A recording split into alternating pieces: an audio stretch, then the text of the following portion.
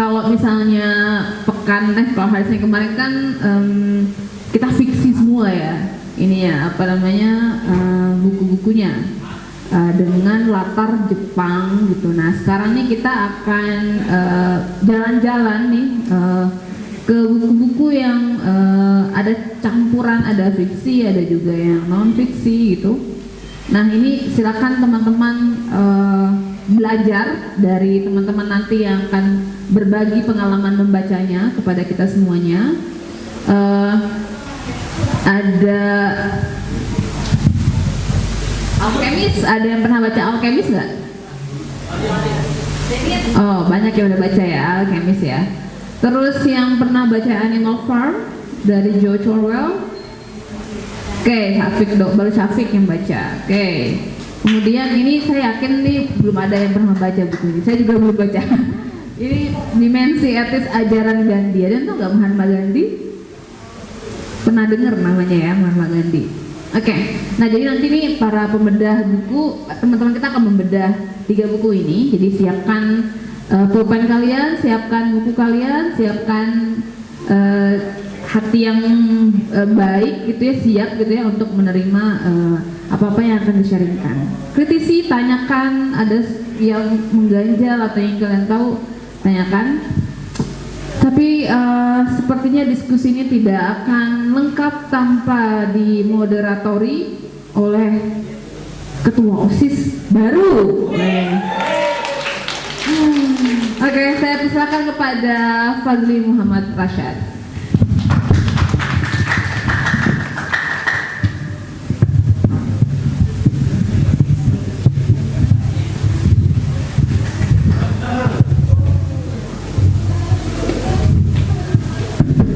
Cek. Aduh, kok pakai ini?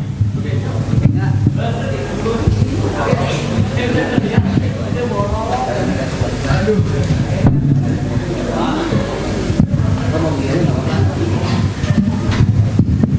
Oke, assalamualaikum warahmatullahi wabarakatuh.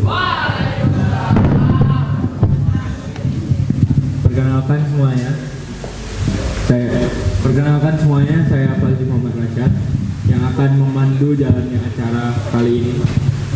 Mana ini 3 orang di sini? Atau perlu kita panggil dulu?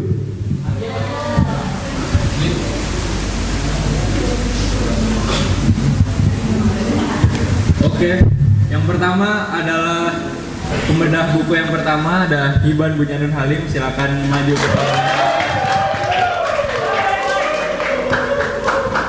Yang kedua yang akan Raka mau maju juga. Yang kedua ada Muhammad Hafiz, Maulana Hafiz Syah, sorry saya lupa namanya. Dan yang ketiga ada Kak Anggun, silakan untuk maju ke depan.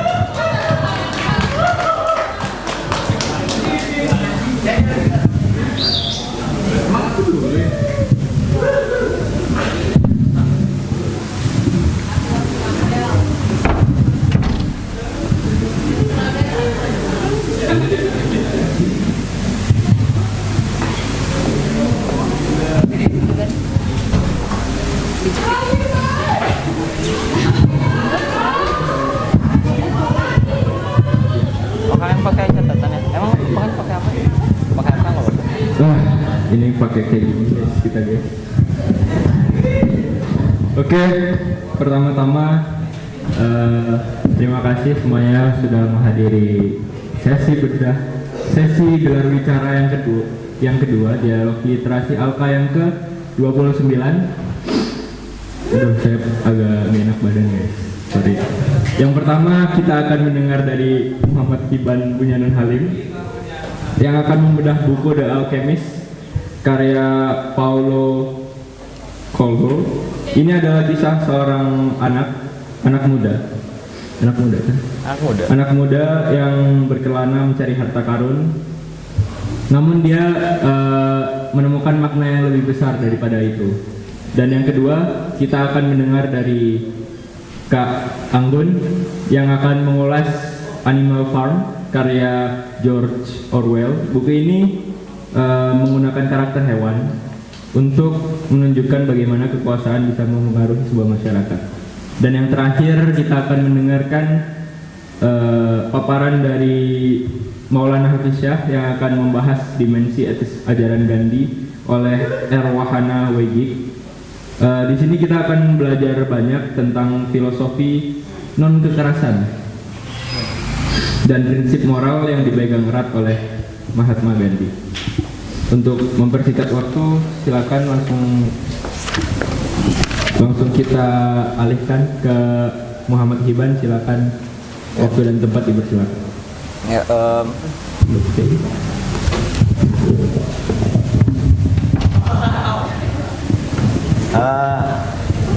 Assalamualaikum warahmatullahi wabarakatuh. Selamat pagi menuju siang semuanya. Perkenalkan, nama aku Muhammad Hiban Bunyanan Halim dari kelas 11. Mungkin aku bakal membedah buku ini nih, Sang Alkemis. Sebelumnya ada yang tahu nggak Alkemis itu apa? Yang pernah baca bukunya mungkin? Kak Hikmat, sebelumnya kamu sebelum baca buku ini, kamu tahu apa itu alkemis ya?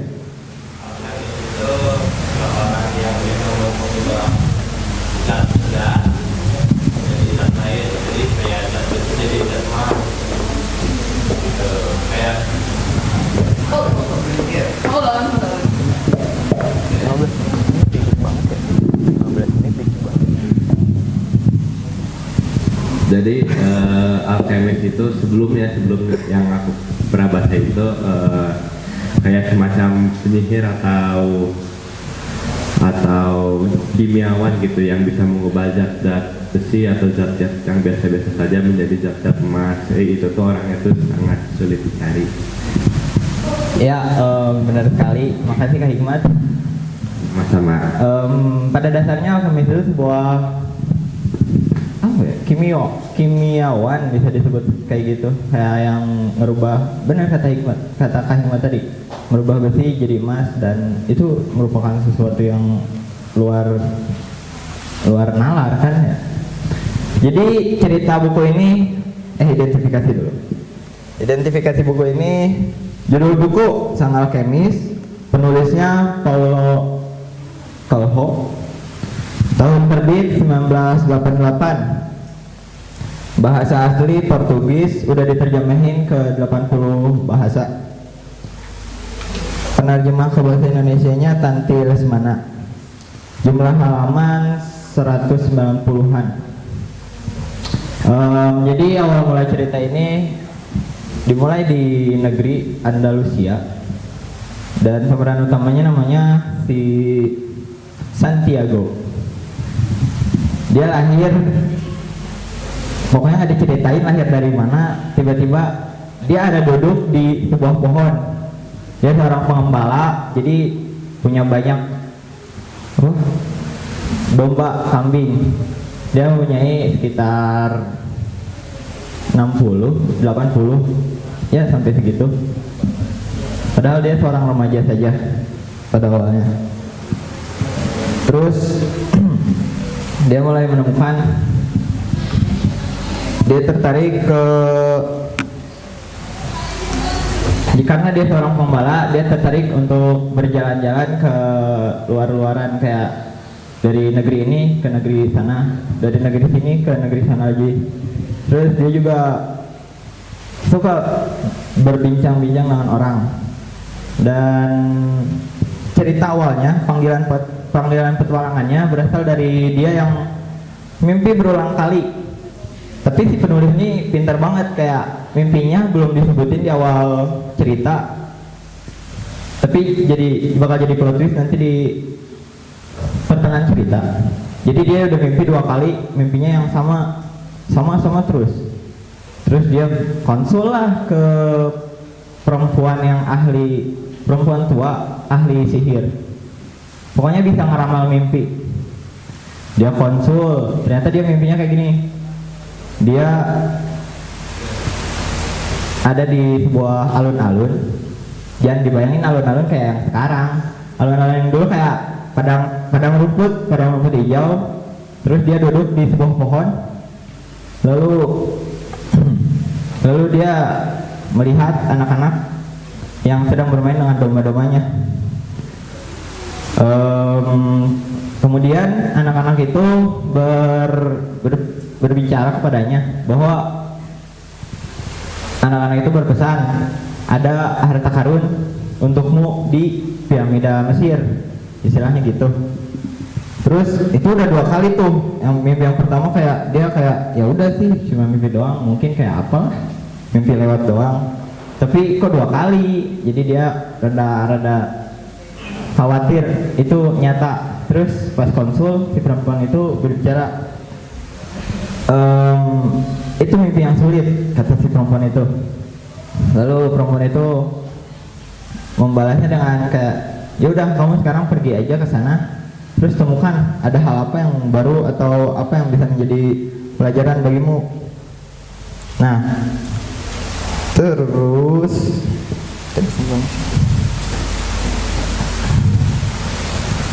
Santiago memenuhi perjalanannya menuju Mesir. Pertama-tama dia nggak langsung ke Mesir, dari Andalusia ke Mesir kan cukup jauh kan, kita tahu sendiri juga. Kayak dia tentunya butuh duit, butuh persiapan lah. Terus habis dari perempuan itu dia bertemu dengan sosok lelaki gede besar memakai jubah hitam yang katanya dia beranggapan dirinya itu adalah seorang raja. Terus si raja tadi itu berbincang dengan si Santiago bahwa ya mimpi kamu benar adanya, kamu bakal menemukan harta karun itu, intinya gitu. Terus habis ketemu sama itu dia meminta 1/10 jumlah domba yang dimiliki Santiago supaya dia bisa berpergian ke Mesir. Singkat cerita, keesokan harinya Santiago bertemu kembali dengan si raja itu, lalu diberikan 1/10 dombanya dan memulai perjalanannya ke Mesir.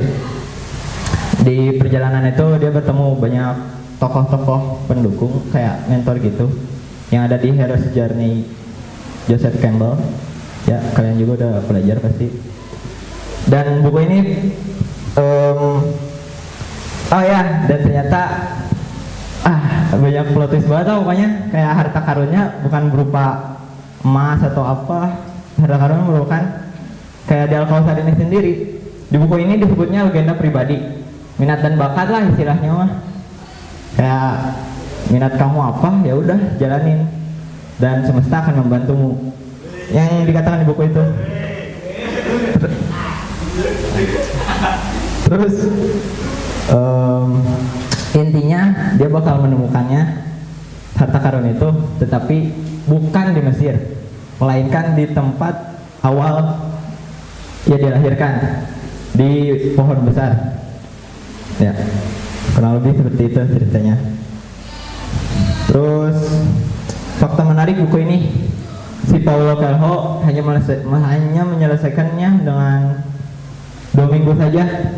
Buku yang sederhana tapi memiliki makna yang dalam. Menurut saya, buku refleksi lah. Cocok buat pelajaran PAI, soalnya spiritualitasnya bukan hanya mencakup satu agama saja, melainkan banyak dari kitab-kitab seperti Alkitab, Al-Quran disinggung juga di sini. Soalnya ya kalian tahu Timur Tengah sendiri gimana kan keadaan Eropa sama Mesir, ya kitab-kitabnya juga beda. Terus sebenarnya ini mau dijadiin film, udah dibeli hak filmnya, tapi belum ada studio yang sanggup dan sungguh-sungguh untuk menyelesaikan film dari buku ini. Lalu kekurangan buku ini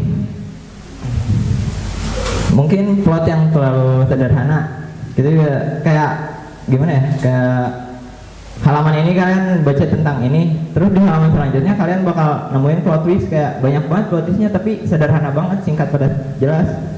Terus tema spiritualitas yang abstrak, tema spiritualnya juga kayak ya dari agama ini banyak banget.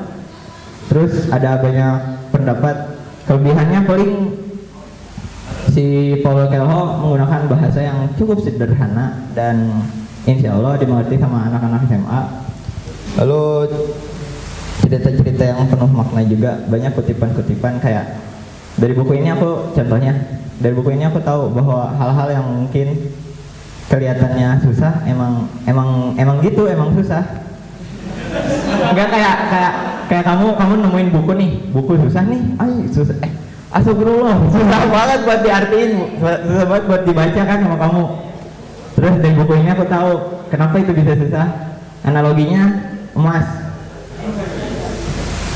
tidak mungkin biji emas kan nggak mungkin langsung jadi emas kan, harus diubah dulu, harus dilelehin dulu, harus ya kayak alkemis ini lakukan. Dan apabila semua orang bisa melakukannya, tentu saja harga emas akan jadi turun. Dan itu kenapa harga emas naik terus, karena emang sedikit orang juga yang bisa merubahnya. Ini apa? Udah 15 menit juga. Ya, ini mungkin bisa dikaitkan dengan kata-kata yang sering diucapkan oleh Bu Ella. Jadi kita harus nyari harta karun gitu, harta karun di dalam diri kita sendiri. Terus si alkemis ini menganalogikan seperti pengembala yang mencari harta karun ke Mesir gitu. Nanti boleh ditanyain tuh ke Kak Iban, apa sih harta karun yang ditemukan oleh tokoh di sini. Selanjutnya kita akan mendengarkan paparan dari Anggun. Silakan.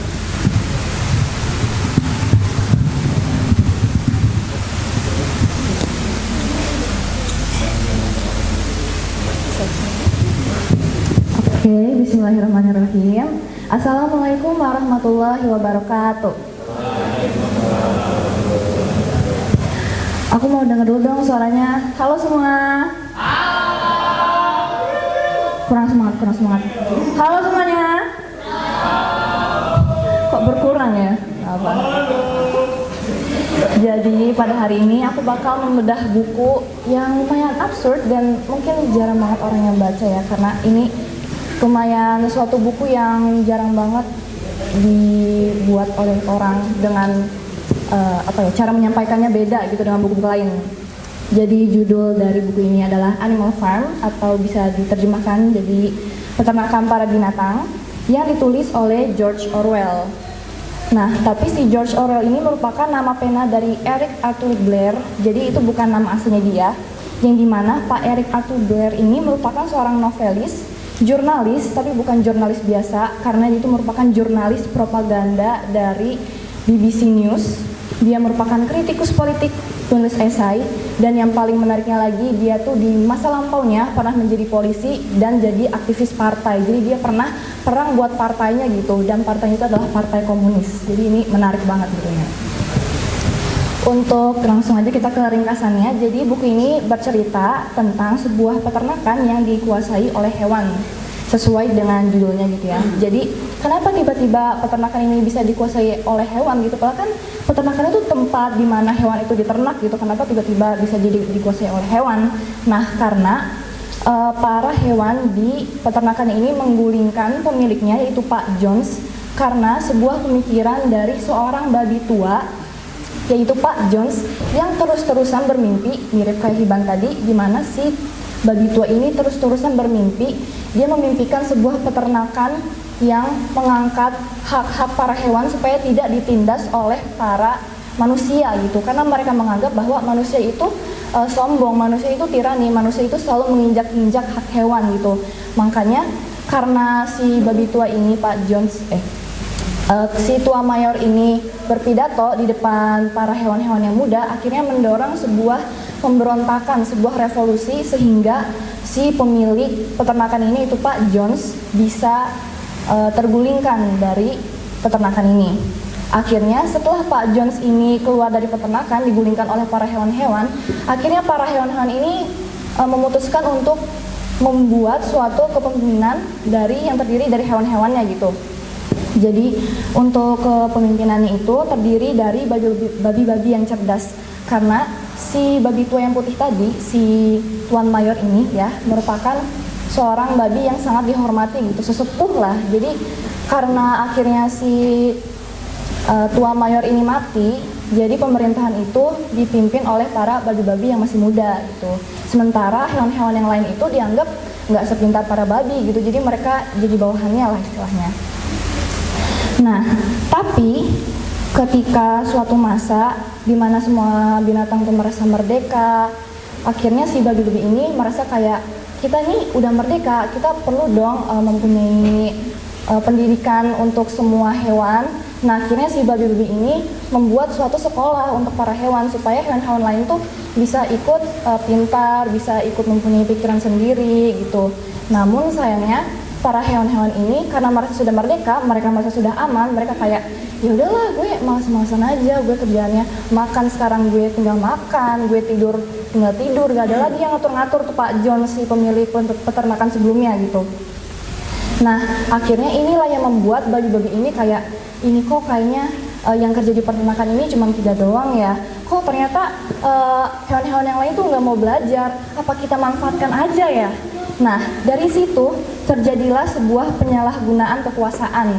Si babi-babi ini akhirnya memunculkan sebuah rezim totaliter, yang dimana rezim totaliter ini merupakan peristiwa di mana si pemimpin negaranya ini memiliki pengaruh yang terlalu besar terhadap rakyatnya, sehingga rakyatnya ini, hewan-hewan yang lain ini tidak boleh menjadi oposisi si pemerintah gitu.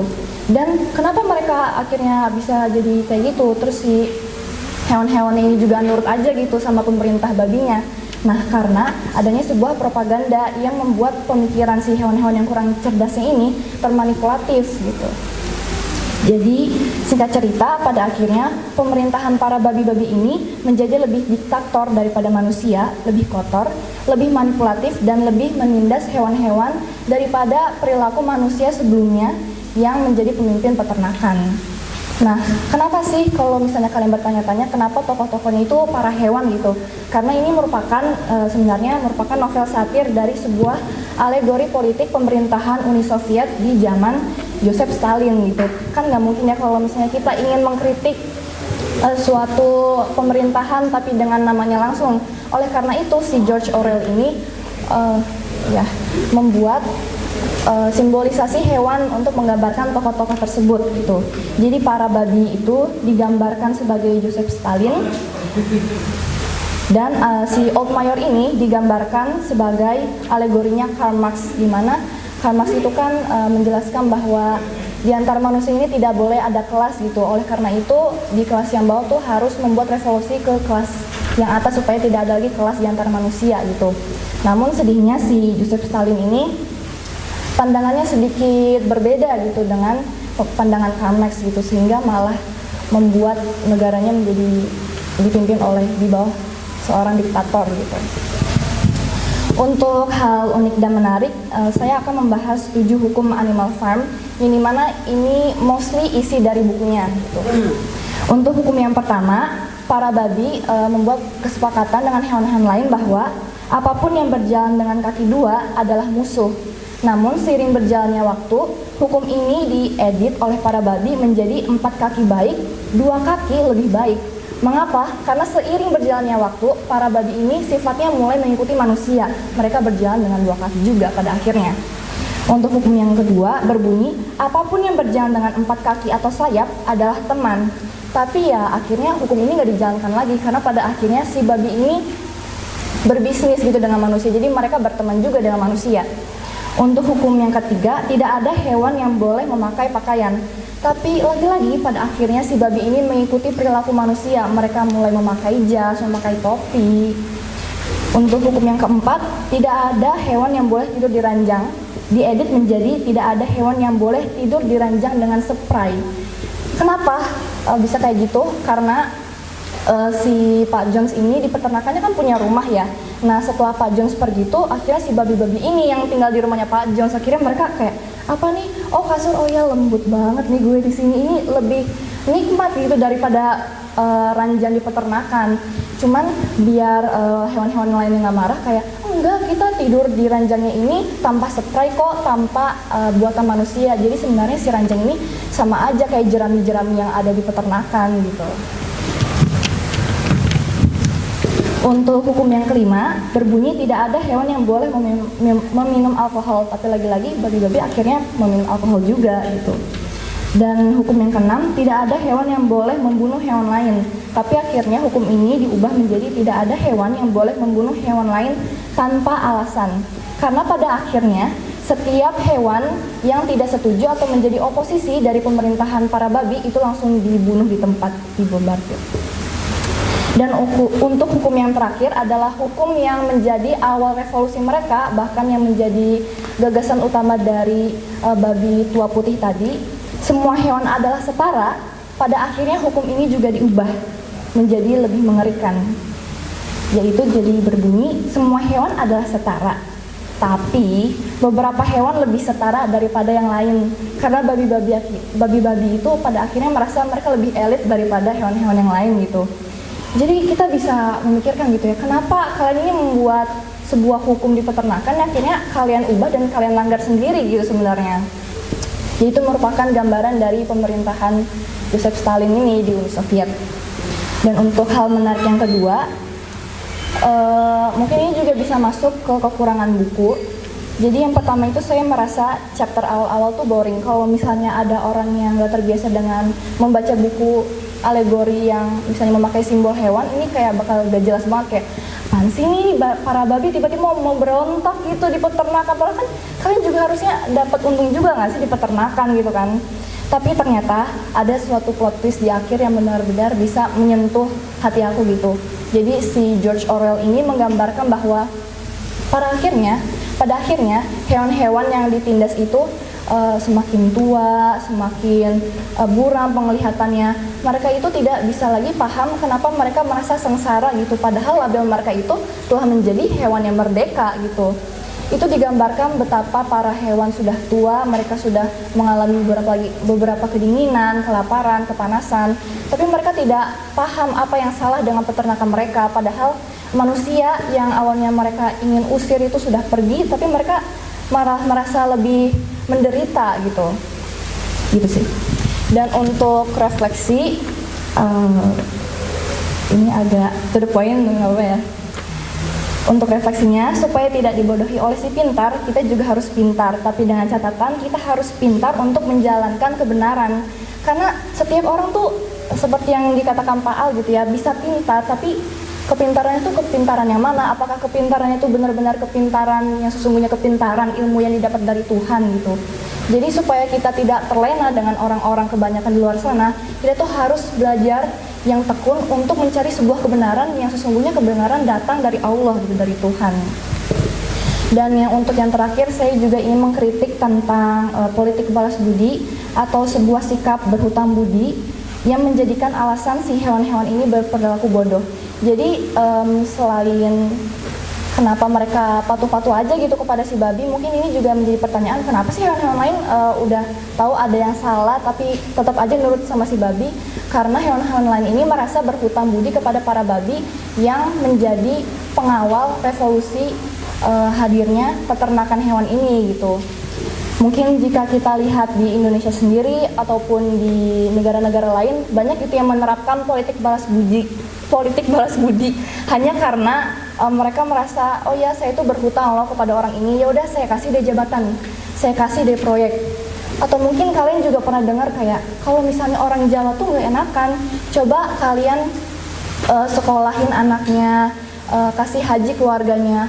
Pasti kalau misalnya si pemberi yang menyekolahkan anaknya itu meminta sesuatu gitu kepada keluarga itu, pasti keluarganya mau aja gitu, karena dia merasa, oh ya saya berhutang budi, kami nggak enakan gitu. Mungkin segitu saja. Terima kasih.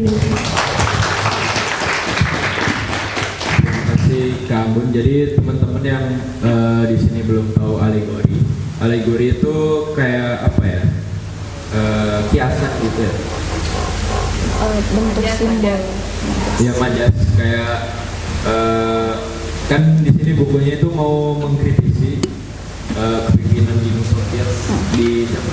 Joseph Stalin. Joseph Stalin. Nah, terus si penulis ini menggunakan hewan sebagai apa ya?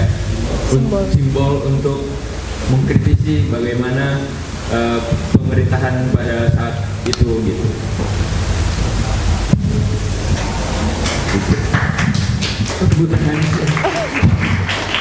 Baik, selanjutnya kita akan masuk pembedah buku yang terakhir, yaitu Maulana Hafiz, pembedah buku dari Mahatma Gandhi. Silakan Hafiz, waktu bersilakan. Baik, assalamualaikum warahmatullahi wabarakatuh.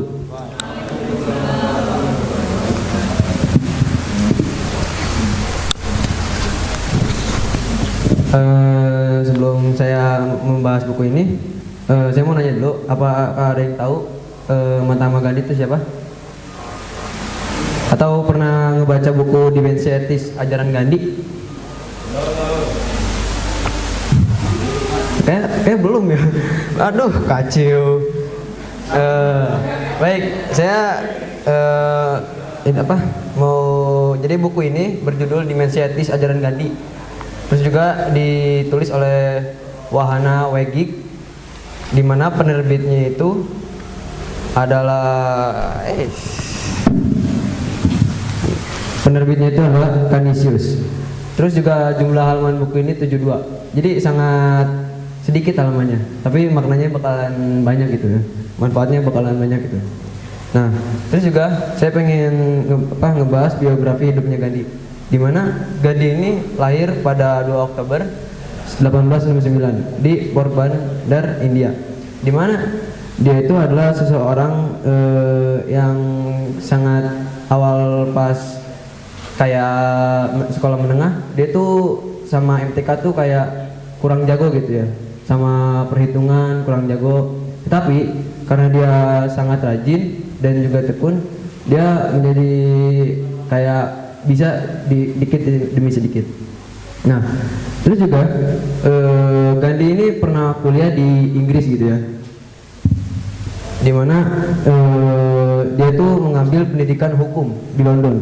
Nah, sebelum kembali ke India dan juga dia terlibat dalam gerakan sosial, dia juga pada tahun 1915 memimpin berbagai kampanye untuk hak-hak sipil. Jadi dia tuh seseorang yang menegakkan keadilan gitu ya,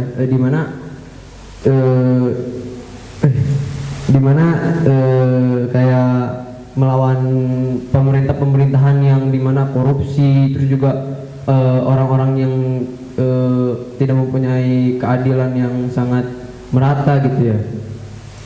Terus juga Mahatma Gandhi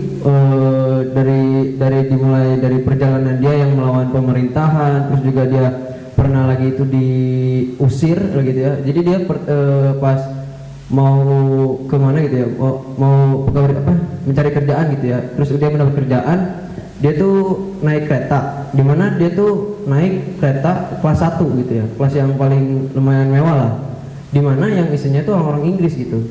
Nah, tetapi dia tuh pengen juga kayak permodalan orang Inggris gitu, makanya dia memakai pakaian orang Inggris. Tetapi ketika dia sudah di kereta kelas 1 itu, dia tuh diusir sama orang Inggris karena dia berbeda sendiri gitu ya. Sedangkan di situ orang-orang Inggris gitu. Terus dia diusir, disuruh ke gerbong gudang gitu. Tetapi dia tuh di situ memilih untuk berhenti di suatu stasiun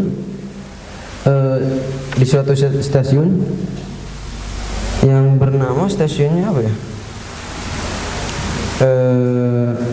Adalah apa ya? Terus, nah di situ dia kayak mulai kesel gitu ya, mulai kesel gitu ya. Dia berjuang melawan prasangka rasial gitu.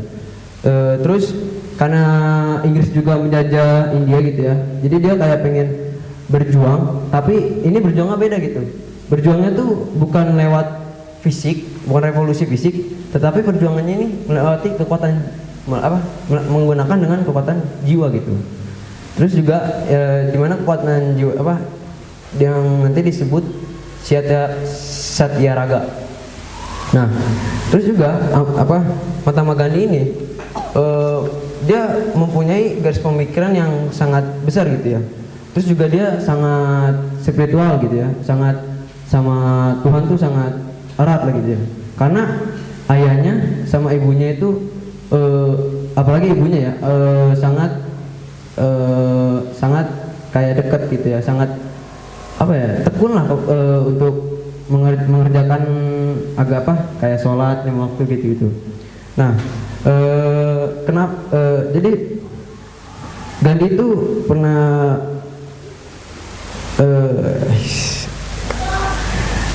jadi pemikirannya Gandhi itu terbuat dari dimana dia kayak dari kecil gitu ya, dia sudah dididik, dimana dia tuh sudah dididik dengan halus gitu dari orang tuanya gitu ya, tidak ada kekerasan, dan juga kayak dia tuh orangnya sangat penurut gitu ya.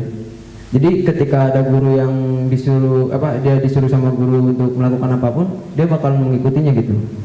Terus juga pemikirannya dia tuh bagus banget gitu ya, karena dia tuh membuat ajaran-ajaran yaitu dimana ajarannya itu adalah ahimsa sama satyaraga gitu. Dimana ahimsa itu dibuat ketika dia berpikiran tentang bagaimana caranya orang manusia menjadi manusiawi. Yang kan tadi Kak Anggun baca tuh bukunya yang tentang hewan. Nah, dia tuh pengen jadi yang dimana manusia itu yang dilambangkan sebagai hewan menjadi benar-benar manusia seutuhnya gitu, manusiawi gitu. Nah, terus juga ketika dia berpikiran gitu, aslinya ahimsa itu sudah ada gitu ya sejak agama Buddha gitu, dibuat oleh agama Buddha gitu. Dimana himsa itu adalah membunuh, ahimsa itu tidak membunuh gitu. Tetapi jadi Buddha itu mengajarkan dimana kita itu walaupun kita dipukuli ayah kita, maupun kayak misalnya ayah kita marah terus memukuli kita tuh tidak boleh ngelawannya gitu, kita nggak boleh pakai kekerasan lagi gitu, kita menerimanya seadanya. Tetapi Gandhi tuh berpikiran lagi gitu ya, masa hanya kayak gitu aja gitu ya, kayak kurang dalam gitu, sehingga dia mulai berpikiran lagi dan membahas tentang jadi kita boleh melawan atau membunuh, tetapi harus mempunyai tujuan yang benar gitu.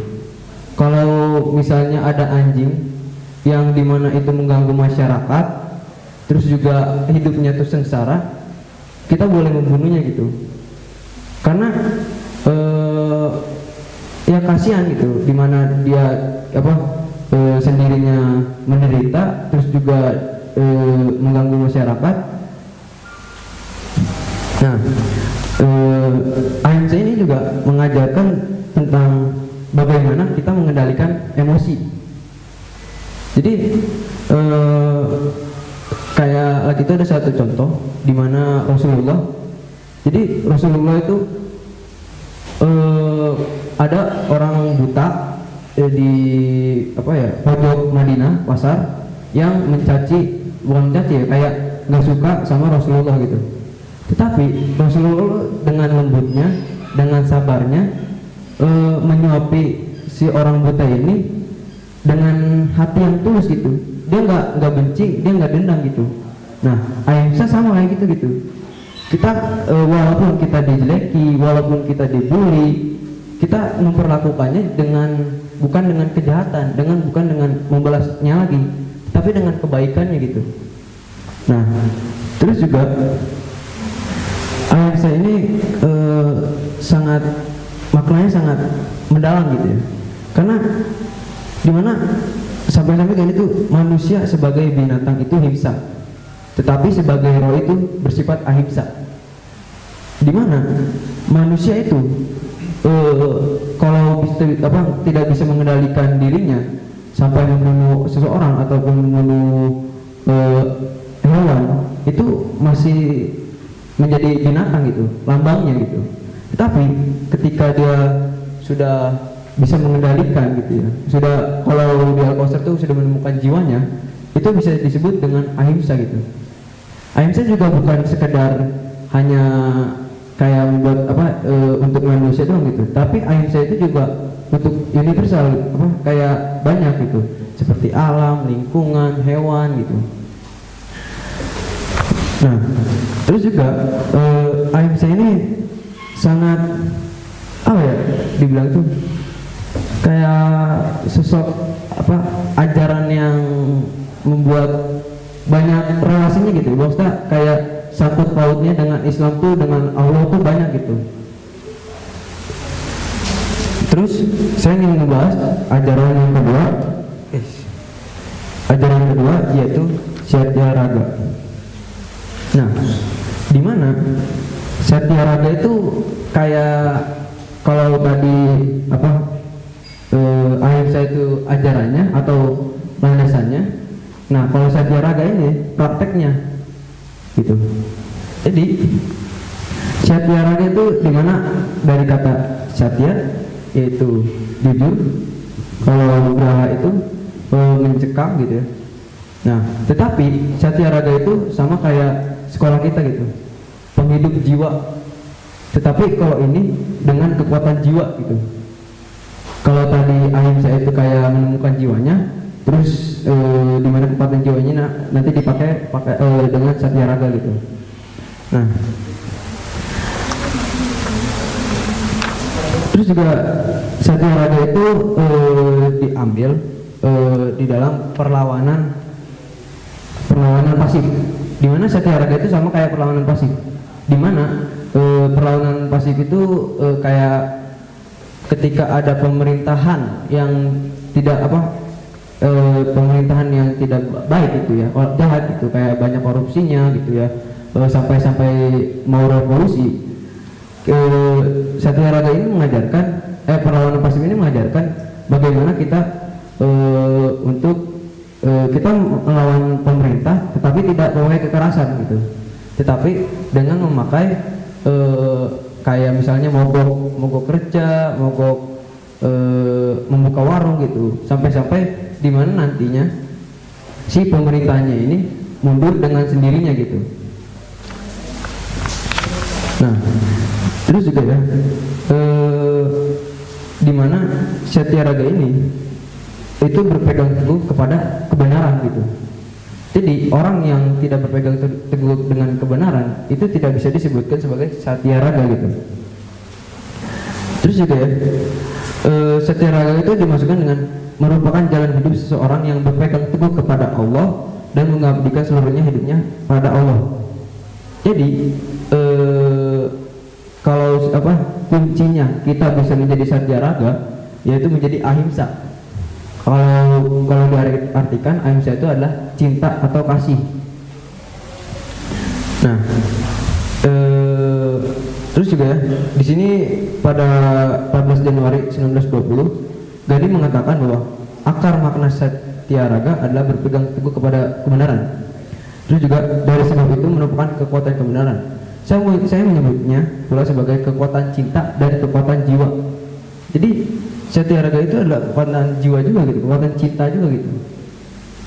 Nah, terus juga ya, Satya Raga ini diawali dengan peristiwa pada tanggal 11 September 1906, di mana kayak melawan hak-hak gitu ya, kayak pada lagi itu pas India dijajah Inggris, si Gandhi ini sebagai sosok orang yang sangat berpengaruh gitu. Dengan ajarannya ini si India ini bisa lepas oleh Inggris gitu pada 1947. Jadi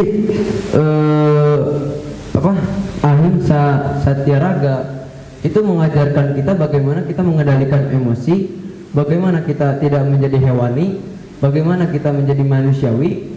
Dan juga buku ini bagusnya buku ini itu ada terakhirnya ada refleksi gitu, dimana buku ini dilatar belakangi dengan penjajahan, dengan kemajuan masyarakat gitu ya, dimana tadi yang dibilangin Pak Al-Fatri gitu ya, sekarang tuh sekularisme gitu ya, kayak orang-orang zaman sekarang tuh mementingkan kayak sekularisme gitu. Padahal itu suatu yang bukan kebenarannya gitu. Nah, jadi di buku ini refleksinya yaitu adalah ketika manusia membeli barang tetapi dia tidak membutuhkannya gitu. Dia membeli barang dengan apa ya maksudnya tuh, membeli barang dengan yang tidak dia butuhkan gitu. Dia membeli barang aja gitu. Terus juga sekarang buku ini itu mengkritik tentang negara-negara besar seperti Amerika dan Rusia. Kenapa? Karena di buku ini dibahas juga dengan bagaimana caranya kita damai. Nah, kalau sekarang itu menurut orang-orang yang sekarang atau negara-negara besar sekarang damai, bagaimana caranya damai? Yaitu dengan perang dulu baru damai. Makanya negara-negara kayak Amerika, Rusia itu membuat teknologi-teknologi yang canggih gitu. Jadi kayak kalau misalnya mau damai atau mau tenang, kalian membuat teknologi yang bagus kayak nuklir, kayak Amerika gitu. Nah, terus juga ya, buku ini mengajarkan kita bagaimana caranya kita mengendalikan hawa nafsu, terus juga mengendalikan bagaimana kita kayak internal gitu ya, kayak jadi kita mengendalikan emosi, terus juga ini mengajarkan bahwa kita tidak bisa mengendalikan orang lain gitu ya. Jadi buku ini bukan eksternal ataupun kayak untuk orang lain, tetapi buku ini ke arah internal gitu, diri sendiri gitu. Mungkin kalau kalian apa sih kayak apa sih, melihat memperhatiin kita tadi kayak yang dimana dia buku alkemis itu mencari harta karun, terus juga buku mengandung yang dimana hewani, kalian bakalan menemukan sambungan-sambungan di antara 3 buku ini. Baik, dari saya terima kasih. Assalamualaikum warahmatullahi wabarakatuh. Baik, terima kasih Hafiz atas pemaparan materinya. Gimana, masih semangat nggak? Kita lihat ini bukunya, bedah buku kali ini unik ya, soalnya bukunya berat-berat dan yang pasti bikin kalian bosen dan ngantuk. Namun dengan bosen dan ngantuk itu saya harapkan ada pertanyaan atau kepenasaran atau nggak ngertian yang muncul di pikiran kalian untuk ditanyakan. Baik, kita langsung saja ke sesi diskusi. Ada yang mau bertanya? Silakan Kak Himar. Tiban. Nah, ini pertanyaan untuk Tiban yang membaca Alkemis. Jadi kan di Alkemis itu kan salah satu poin ceritanya itu untuk mendengarkan hati dan melihat petunjuk-petunjuk gitu ya. Nah itu tuh petunjuk-petunjuk dan mendengarkan hati itu tuh menunjukkan jalan-jalan kita untuk mencari harta karun tersebut. Nah untuk Hiban, harta karun Hiban itu apa? Dan petunjuk-petunjuk itu sudah ditemukan belum dalam kehidupan Hiban? Terima kasih Kak Hikmat udah nanya. Ya ini menyangkut refleksi saya terkait tentang buku itu ya. Berarti kayaknya harta karun. Saya belum menemukan sepenuhnya tentang harta karun yang saya miliki. Tapi mungkin ada makna dari perjalanan-perjalanan yang mengantarkan kita kepada harta karun. Contohnya yang saya alami memaknai setiap perjalanan. Jadi intinya percaya proses. Meskipun proses itu gagal berulang kali, tapi pada akhirnya pasti itu akan berhasil. Juga jangan kalian anggap perjalanan kayak perjalanan hidup kayak apa, kayak kalian memiliki musibah atau cobaan. Jangan kalian anggap itu sebuah kemunduran atau ketidakberhasilan dari pekerjaan kalian. Tapi sebaliknya, cobaan dan halangan, rintangan itulah yang menyebabkan kalian naik ke level berikutnya.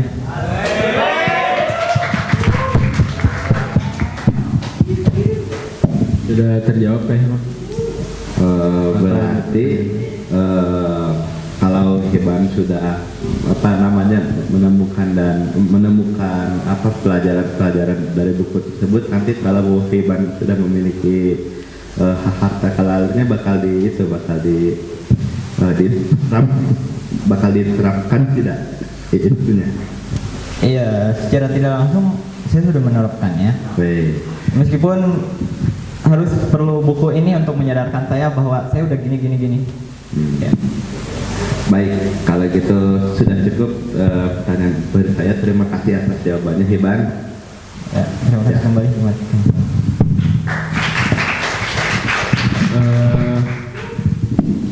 Paparan dari Hiban itu bikin saya berpikir juga gitu. Ya sama, saya belum menemukan juga apa harta karun yang ada dalam diri saya. Namun dengan masuk Al-Kausar ini saya jadi lihat lagi gitu. Mungkin ini jalannya buat saya untuk menemukan harta karun di dalam diri saya gitu. Jadi saya jauh-jauh dari Malang ke sini itu untuk apa sih gitu. Terus saya berpikir, oh iya ternyata mungkin ini jalannya buat saya nemuin harta karun dalam diri saya. Gak mungkin misal kalau saya di Malang atau di sekolah lain saya bisa jadi moderator, saya bisa jadi ketua OSIS, saya bisa mencoba berbagai pengalaman yang ada gitu. Terima kasih untuk Al-Kausar. Ya benar kata yang apa dia bilang. Allah gak bakal menelantarkan hambanya satu persatu kan. Allah pasti membantu terus hamba-hambanya dengan syarat mereka beriman kepada Allah. Dan pasti kalian juga pasti punya apa ya? Ya kayak yang tadi Fadli bilang, kayak makna tersembunyi kenapa kalian bisa masuk Al-Kausar. Nah itu berbeda-beda tiap orang pastinya. Jadi kalian harus nemuin sendiri. Semangat. Ada yang mau nanya lagi nggak? Oke, Kak Hasya.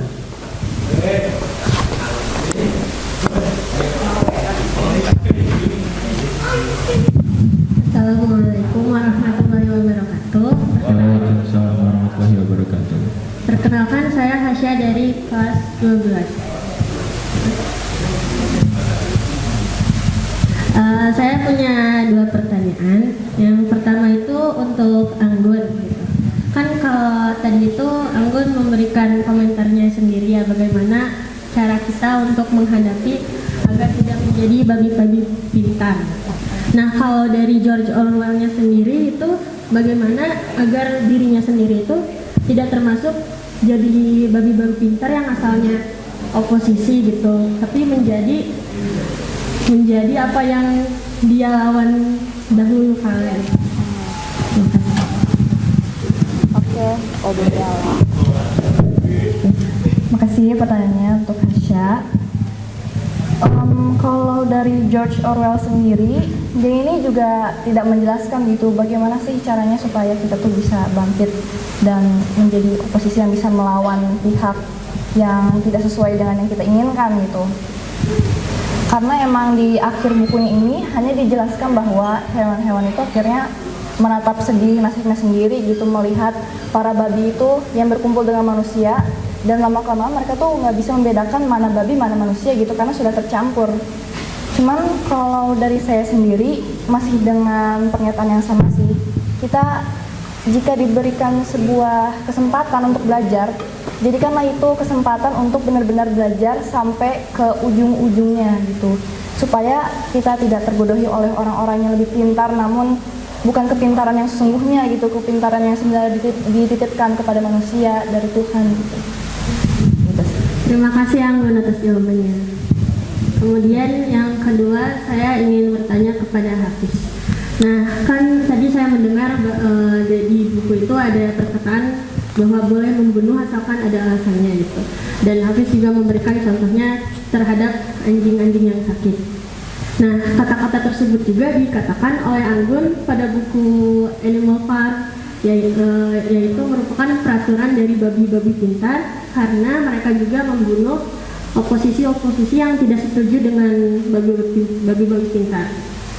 Nah, pertanyaan saya adalah bagaimana cara mengetahui bahwa suatu peraturan atau quote itu murni untuk kebaikan kita dan bukan untuk suatu kepentingan. Nah, apakah quote tadi yang boleh membunuh asalkan ada alasannya itu memang agar untuk kebaikan kita? Apakah itu bukan untuk suatu kepentingan dari Mahatma Gandhi sendiri? Oke, baik, terima kasih Asya.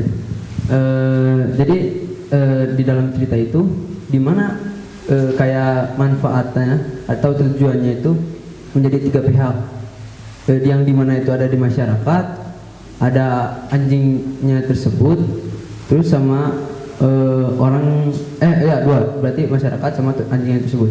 Yang dimana kalau yang tadi dibilangin Anggun itu hanya kepentingan pemerintah.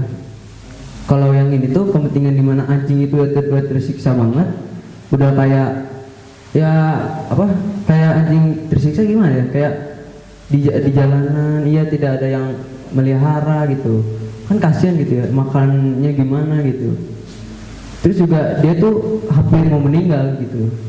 Nah, terus juga kayak masyarakat juga terganggu gitu ya, dengan mungkin kesepakatan bersama, mungkin anjing itu bisa dibunuh gitu. Dan juga kalau misalnya yang tadi yang babi itu membunuh gitu, nah itu mungkin kepentingan pemerintah sendiri itu gitu, itu yang dinamakan ahimsa gitu, bukan ahimsa ya. Jawab. Ya, terima kasih atas jawabannya. Terima kasih juga Syesa. Ada yang mau bertanya lagi? Marti, boleh.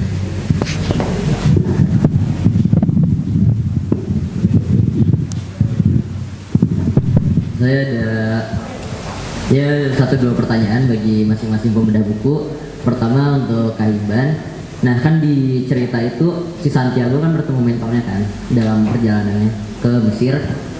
Nah, kira-kira dari buku ini seberapa besar dampak mentor terhadap penemuan jati diri kita? Langsung lanjut atau pertanyaannya dulu atau jawaban? Saya masih ada pertanyaan. Mungkin satu pertanyaan satu jawaban dulu aja biar nggak kepecah-pecah.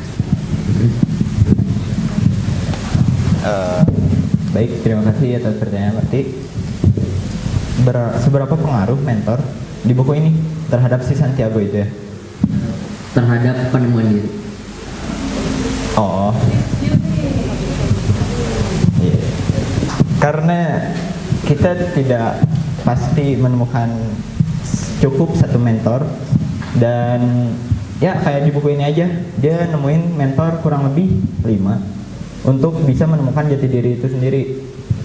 Menurut saya gunanya mentor sendiri untuk supaya kita tahu mana batasan-batasan dan harus ke arah mana kita menuju, meskipun pada akhirnya kita sendiri yang memutuskannya. Tapi kan tugasnya mentor hanya membantu. Kalau dipresentasikan menurut saya mungkin 70%, karena mentor nggak harus berupa orang, kayak pikiran kamu juga bisa jadi mentor. Kayak kamu mikir dan itu pikiran yang benar dan itu mengarahkan kamu pada jalan yang benar, itu juga bisa jadi mentor buat kamu sendiri. Terima kasih. Kejawab? Kejawab. Kemudian untuk Kak Anggun, dalam buku ini kan katanya dalam buku ini kan katanya di semua peran tuh ada ada penokohan dari orang-orang yang asli kan. Nah, apakah penokohan ini tuh ada maknanya sendiri Jadi apakah babi ini ada mungkin punya maknanya terhadap Joseph Stalin, dan apakah tindakan-tindakan yang dilakukan oleh babi-babi ini tuh beneran terjadi di Uni Soviet, terutama ya Uni Soviet yang notabene-nya negara komunis kan, yang tegas gitu. Terima kasih. Terima kasih Mati untuk pertanyaannya. Mungkin saya ke pertanyaan yang kedua dulu. Karena ini dibilangin novel alegori politik, mungkin bisa jadi ini setengah fiksi dan setengah ada yang nyata gitu ya. Cuman saya sampai saat ini juga belum bisa membedakan gitu yang mana yang fiksi dan mana yang nyata. Cuman karena balik lagi ini merupakan novel alegori politik yang merupakan perwujudan sebuah fenomena politik yang sebenarnya hanya diwakilkan atau disimbolkan dengan binatang, itu tuh bisa menjadi sebuah kenyataan juga gitu. Mungkin jika Marty masih penasaran kira-kira benar nggak sih si Joseph Stalin itu kayak begitu, mungkin bisa baca lagi, baca sendiri mungkin dan cari sendiri gitu. Untuk pertanyaan yang pertama, ada nggak sih makna pemaknaannya sebenarnya dari pemilihan karakter ya? Itu sebenarnya menjadi pertanyaan saya sendiri sih sampai saat ini, kayak kenapa si George Orwell ini memilih tokoh babi untuk menjadi tokoh yang jahat untuk menggambarkan si Joseph Stalin ini gitu. Mungkin ini ada hubungannya dengan pemaknaan babi yang mungkin kotor gitu, haram. Tapi secara keseluruhan mungkin emang harus digali lagi ya, karena tidak ada penjelasan yang konkret gitu. Cuman mungkin Hafiz bisa bantu jawab karena kan dia menjelaskan sesuatu tentang manusia yang menjadi hewan gitu. Kira-kira ada nggak sih pengaruhnya? Karena saya sendiri juga belum menemukan gitu. Kan si Joseph Stalin ini digambarkannya sebagai babi gitu. Kira-kira ada nggak sih di buku kamu kira-kira hubungan pemaknaan hewan babi kepada ya jadi kalau hewan, perbedaan hewan. Jadi kan si Joseph Stalin ini digambarkannya sebagai babi. Yeah. Kenapa gitu harus babi? Kenapa nggak binatang lain gitu? Oh. Ya siapa tahu ada hubungannya dengan yang tadi kamu bahas. Kalau nggak ada nggak apa-apa sih. Kayak mungkin kita lihat dulu kayak sifat babi itu kayak gimana ya? Kayak rakus. Terus juga apa yang namanya itu? Rakus lagi. Kotor. Dekat dengan lumpur. Ya, pokoknya kayak agak negatif lah gitu. Nah, mungkin kenapa dia mengambil hewan gitu ya? Karena emang manusia tuh sebelum menjadi manusiawi itu menjadi hewan dulu gitu ya. Ada, pokoknya saya pernah baca di Al-Quran juga yang bagaimana tentang peternakan gitu ya. Kayak manusia itu sebagai hewan. Saya pernah baca juga Al-Qurannya tapi saya lupa ayatnya gitu. Mungkin itu yang mau dikritik oleh siapa? George Orwell gitu. Udah. Kejawab? Jawab. Terima kasih. Yang terakhir untuk Kak Hafiz lagi, dari dari gerakan-gerakan yang dibuat sama Mahatma Gandhi ini, apakah gerakan-gerakan itu terinspirasi atau didasari oleh pengalaman pribadi? Ada lagi nggak? Seperti itu. Terima kasih jawabannya. Pertanyaannya. Aduh salah. Aduh. Maaf. Kayak itu personal ya, karena si Mahatma Gandhi itu dia berjuang karena yang pertama lingkungannya di mana India itu dijajah sama Inggris. Terus yang kedua dia direndahkan yang pas lagi di kereta ya, di mana dia padahal di gerbong kelas 1 terus disuruh pindah di gerbong gudang itu. Nah disitulah dia mulai kayak ingin berjuang gitu ya, berjuang ngebela kebenaran gitu, tapi bukan dengan cara fisik, bukan revolusi fisik, tetapi dengan kekuatan jiwa. Jadi dia nggak mau pakai fisik, tapi dia pakai kekuatan jiwa gitu. Dengan kayak misalnya yang tadi saya bilangin kayak mogok kerja kayak gimana gitu, tapi nggak ke arah fisiknya gitu. Dan Terima kasih. masih juga. Moderator mau nanya ke Hafiz. Jiwa yang dipahami dalam ajarannya Mahatma Gandhi ini gimana kaitannya sama jiwa yang kita pahami di sekolah ini gitu? Apakah berbeda atau sama? Kan harusnya kalau kita baca buku kan itu mungkin penulisannya dia gitu ya, pemikirannya dia gitu ya. Tapi kalau pemahaman atau kita memaknainya buku tulisan itu atau pemikiran itu kan berbeda-beda gitu. Jadi saya ngebaca jiwanya itu seperti jiwa yang diajarin di Al-Kausar. Tapi kalau saya nggak tahu kalau kenapa Gandhi memaknai jiwa itu dalam pemikiran Gandhi itu saya nggak tahu kenapa dia bisa. Pokoknya di buku ini tuh ada roh, jiwa sama raga gitu.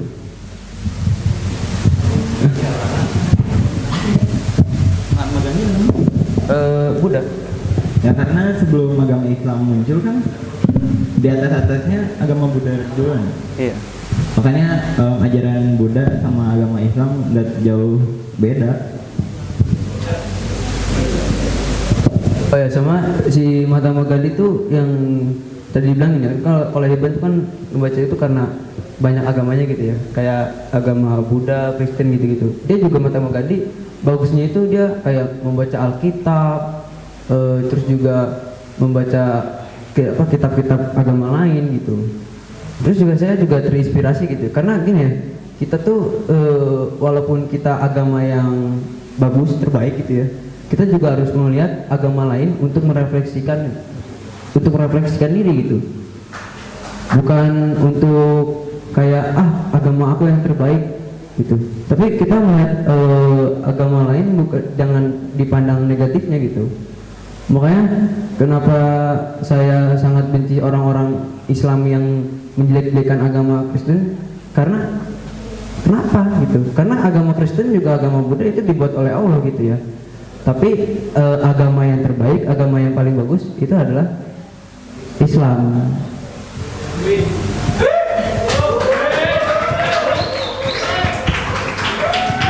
Baik, ada yang mau bertanya lagi? Ayo loh, ini seru banget loh, ini daging loh ini loh diskusinya. Ada yang nanya lagi nggak? Ada yang belum terpenuhi mungkin? Alison nanya? Oh, Bu Ayu mau nanya, silakan. Nggak nanya, cuma mau kasih komentar aja. Kenapa agama Islam itu yang terbaik? Nanya berarti ya? Kenapa agama Islam itu yang terbaik?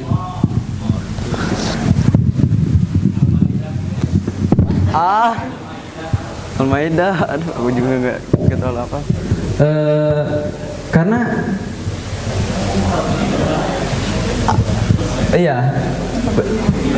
sempurna gitu ya.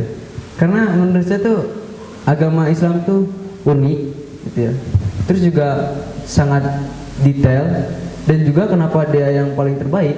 Karena kalau dia yang nggak terbaik, mungkin agama Islam tidak ada gitu. Mungkin agama Yahudi yang ada gitu di zaman sekarang.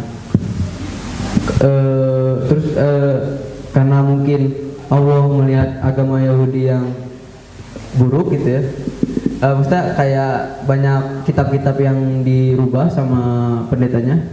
Jadi agama Islam ini menjadi yang terbaik gitu. Kalau misalnya agama Yahudi itu kitab-kitabnya tidak dirubah, terus juga ajaran-ajarannya itu kepada kebenaran, mungkin itu agama Islam itu mungkin tidak ada gitu. Tapi saya juga mungkin kenapa Islam itu ada karena Nabi Muhammad. Itu Ustaz, itu kayak bukan jawaban yang tadi, tapi kenapa Islam itu harus ada karena Nabi Muhammad itu. Kalau dari saya, pemikiran saya. Baik, gimana Bu? Ada yang mau lengkapin teman-temannya? Membantu jawab Hafiz. Yang tadi kata Pak Din bilang, apabila kamu mendalami Islam hanya sedikit saja, kamu akan menganggap Islam sebagai hanya larangan, perintah, dan ya isinya tentang perintah-perintah yang menjengkelkan mungkin. Tapi kalau udah dalam banget sampai dasarnya, kamu tahu bahwa Islam itu mengajarkan kamu pada sesuatu yang nggak bisa didefinisikan oleh saya pastinya, tapi sesuatu itu pasti membawa keselamatan, dan nama Islam sendiri diambil dari keselamatan, bahasa Arabnya kan. Terus juga kenapa agama Islam mengajarkan kedisiplinan dengan perintah-perintahnya, karena menurut saya kedisiplinan tersebut yang akan kedisiplinan adalah kemerdekaan.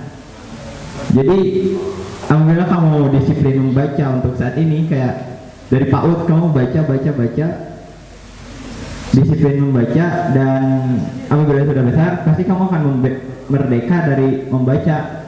Kamu akan mendapat bacaan-bacaan yang mungkin sudah di luar jangkauan manusia pada umumnya. Jadi intinya kamu akan merdeka dari membaca yang kesusahan dalam membaca. Iya sih. Ingin ibu lengkapi begini.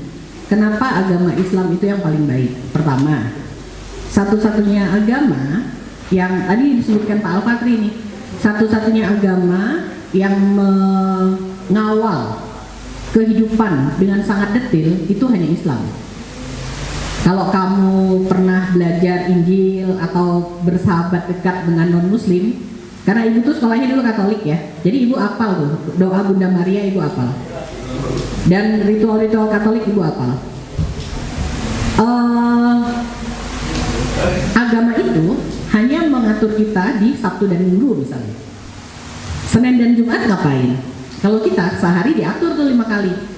Apakah kita jadi merasa terpenjara dengan sehari 5 kali diatur? Coba tanya ke diri sendiri. Ternyata tidak. Saya SD Katolik, teman-teman saya Katolik semuanya, dan saya satu-satunya orang Islam. Dia malah ngiri sih, ngirinya maksudnya gini. Kok kamu tahu sih apa yang harus kamu lakukan dalam sehari semalam? Tahu, saya bilang. Di agama aku ada tuh. Aku ketemu sama Allah kan dengan SD ya, daerah SD ya. Aku ketemu sama Allah pagi-pagi. Serius ketemu. Ngapain? Aku salat, doa. Aku bilang, ya Allah, aku kasih aku nilai yang baik ya hari ini. Terus aku dapat nilai baik. Aku bilang gitu. Jadi sesederhana itu ya. Jadi mereka bilang, wah, keren ya, gitu. Jadi itu bahasa anak kecil. Kalau terus akhirnya saya kerja di perusahaan yang 80% Chinese, 20% orang kita. Mereka suka tanya ke saya, kenapa kamu pagi-pagi sebelum rapat kamu gelar sajadah dulu? Saya bilang, saya cuma bilang sama Allah, saya cuma minta sama Allah supaya rapat saya apa yang saya paparkan hari ini diterima sama pimpinan. Dan ternyata diterima tuh. Wih, doa kamu berhasil ya gitu. Jadi kadang mereka melihat hal-hal yang wujud itu gitu. Jadi yang ingin saya kenalkan adalah doa itu atau sholat itu tidak menghabiskan waktu yang enggak berguna ya. Jadi saya selalu bilang ke teman-teman saya dulu waktu saya kerja, rapat ini bisa sukses karena tadi pagi saya doa. Coba kalau tadi pagi saya nggak doa, mereka percaya tuh. Jadi kadang mereka malah ingetin, kamu udah sholat duha belum? Ini rapat ini susah banget loh, susah banget di ACC loh gitu kan. Terus saya sholat duha, sengaja nih saya sholat duha, taunya rapatnya di ACC dong. Terus saya bilang, ini karena saya sholat duha. Oh, jadi mereka sering ingetin, sholat duha dong biar di ACC, minta naik gaji misalnya biar di ACC kayak gitu. Jadi sesimpel itu ya. Jadi memang agama Islam menurut saya adalah agama yang paling baik karena satu hal ya, agama Islam itu ngapain aja kita punya petunjuk, kita ditunjukkan oleh banyak surat-suratnya, banyak hadisnya gitu ya, dan itu semua indah kan. Di situ juga kita nggak boleh tadi ya, semua agama baik, saya setuju semua agama baik sebelum diselewengkan. Semua agama itu datang kan dengan semua nabi membawa ajaran masing-masing untuk bertauhid kan pada Allah kan. Tapi karena diselewengkan oleh Bani Israel yang banyak ya, itu jadi akhirnya sekarang kita menyebutnya agama Samawi. Sebenarnya awalnya semua diturunkan untuk menyembah pada Allah yang Esa. Gitu sih. Jadi itu satu-satunya bagi saya yang logis ya. Dari kehidupan saya bahwa kenapa agama Islam itu yang paling baik, karena saya pernah berteman akrab dengan 80% orang Katolik, orang Buddha, orang Konghucu selama hidup saya. Saya itu baru berteman dengan banyak orang Islam setelah masuk ke Al-Kautsar. Oh, GIS ya, waktu di GIS, di Global Islamic School. 8 tahun di sana, semuanya Muslim. Tapi ada yang kurang di sana. Saya selalu bilang gini, ini kan sekolah Islam ya, tapi kenapa ada adu domba, kenapa ada persaingan yang tinggi, anak-anak diajarkan untuk yang berprestasi itu baik gitu ya. Kalau di Al-Kautsar kan enggak ya, siapapun yang punya bakat kita hargai. Semua orang punya kecerdasan yang spesifik, itu kita hargai. Kalau di sekolah lain enggak. Di GIS terutama yang sangat kompetitif, yang hanya dihargai anak pintar, yang nggak pintar kasihan gitu. Jadi ya tadi seperti pesan Pak Al, jadilah orang Muslim yang berprestasi, karena hanya itu kita bisa membela Islam ya di luar sana. Bahwa Islam itu pintar. Saya waktu di sekolah Katolik saya selalu juara 1 tuh. Chinese di bawah saya semua. Dan mereka bilang, wah gimana cara kamu bisa juara 1 terus? Berdoa ke Allah, saya bilang gitu. Aku juga doa, kan Sabtu Minggu, gua kan 5 kali sekolah ininya doanya. Bilang, oh iya ya doa kamu banyak. Ya ala anak SD lah gitu. Tapi intinya adalah semakin di luar sana tunjukkan bahwa Muslim itu baik, bahwa Islam itu yang terbaik. Jangan makin loyo. Gitu aja tambahan saya. Makasih. Tadi, makasih Boy. Arif mau nambahin lagi? Dari jawab sendiri tadi. Niatnya mau nambahin cuma udah.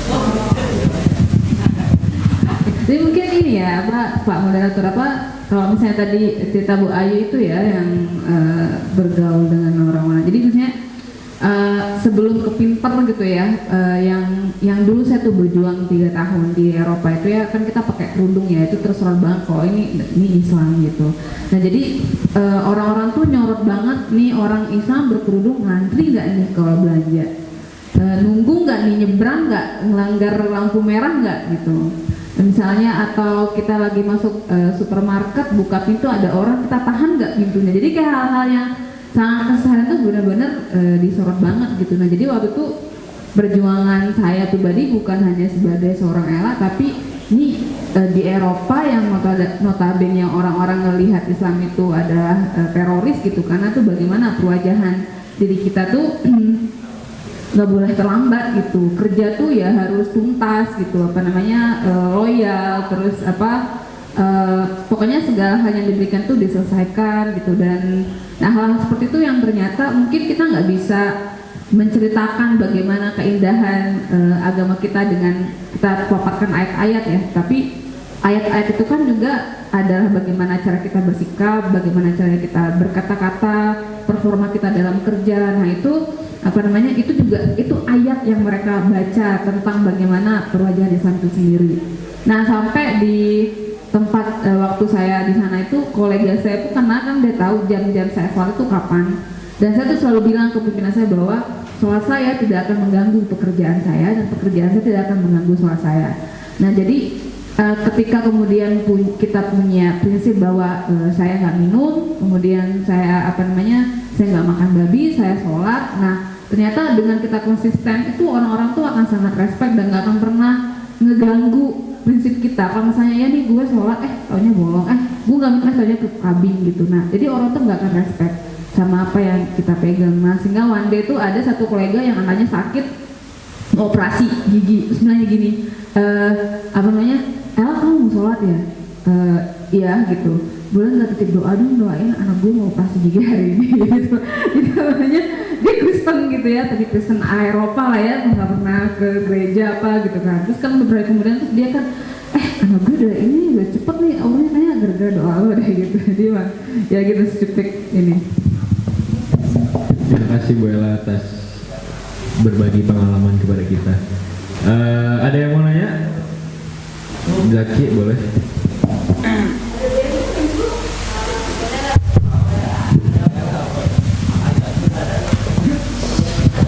Assalamualaikum warahmatullahi wabarakatuh. Waalaikumsalam. Saya Zaki dari kelas 12.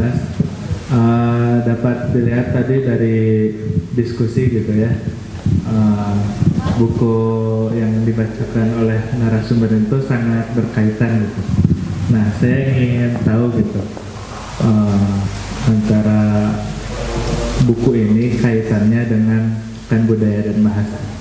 Ya, terima kasih. Untuk semua narasumber ya. Boleh mulai dari Hafiz. Ke Hafiz ya, ke Hafiz.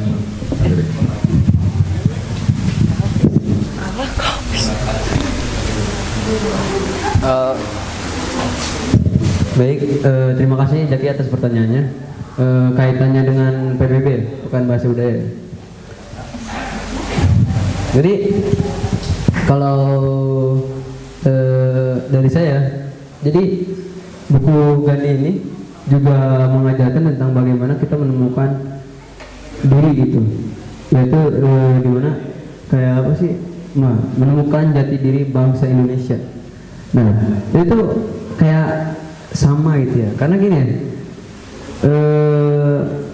yang dimana tadi Pak Al-Fatri itu bilang tentang kebanyakan yang internal, di buku ini juga mengajarkan tentang bagaimana kita mengajarkan tentang internalnya juga gitu. Dan juga di buku ini juga mengajarkan kayak bangsa Inggris, di mana bangsa Inggris di menjajah India, terus juga di mana Mahatma Gandhi ini orang India gitu, di mana India itu termasuk negara yang di mana gerakan non blok atau KAA gitu, organisasi akademik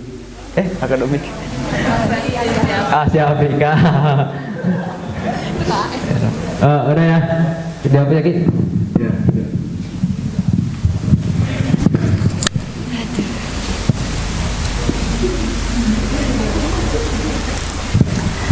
Kalau dari saya mungkin buku saya ini tidak sepositif buku dua orang di sini ya. Cuman mungkin secara eksternalnya kita bisa belajar bahwa kita sangat perlu untuk belajar sejarah maupun budaya dari negara-negara lain di Indonesia gitu, untuk mengambil pelajaran supaya tidak mengulang kesalahan di masa lalu gitu. Jadi macam itu sih. Jadi semangat untuk belajar budaya-budaya lain di Pekan Budaya dan Bahasa ini.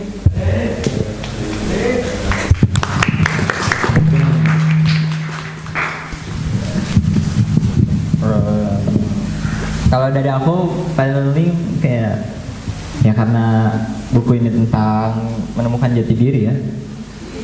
Tadi juga kita udah dengar dari paparan dari Pak Al, kan Pak Al udah berharap banget tuh ke kalian gimana caranya nyari jati diri. Kalau disebut di buku ini legenda pribadi yang akan merubah Indonesia kepada kebangkitan, kayak kemajuan, kayak tiga negara ini. Kan tiga negara ini nggak langsung maju, nggak langsung bangkit, pasti mengalami keterpurukan dulu. Nah di buku ini juga dijelasin bahwa kalian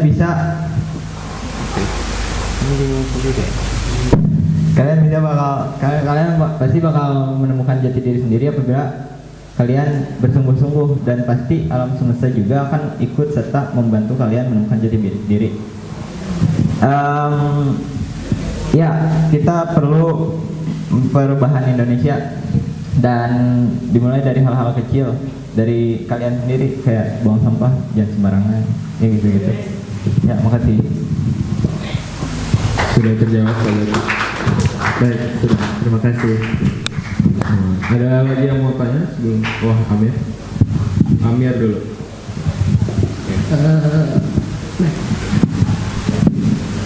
Perkenalkan, saya dari kelas 10. Saya punya pertanyaan buat kamu. Cuman mau nge-recall ulang tadi buat yang Animal Farm nih. Jadi si babinya itu awalnya rakyat biasa. Ya, praktis. Dan mereka revolusi, akhirnya mereka jadi yang memegang pemerintahan tersebut. Dari semua tokoh yang ada di buku tersebut, apakah ada benar-benar simbol kebaikan gitu? atau semuanya tercemar dengan kekuasaan? Apakah apakah lawful good itu benar-benar ada?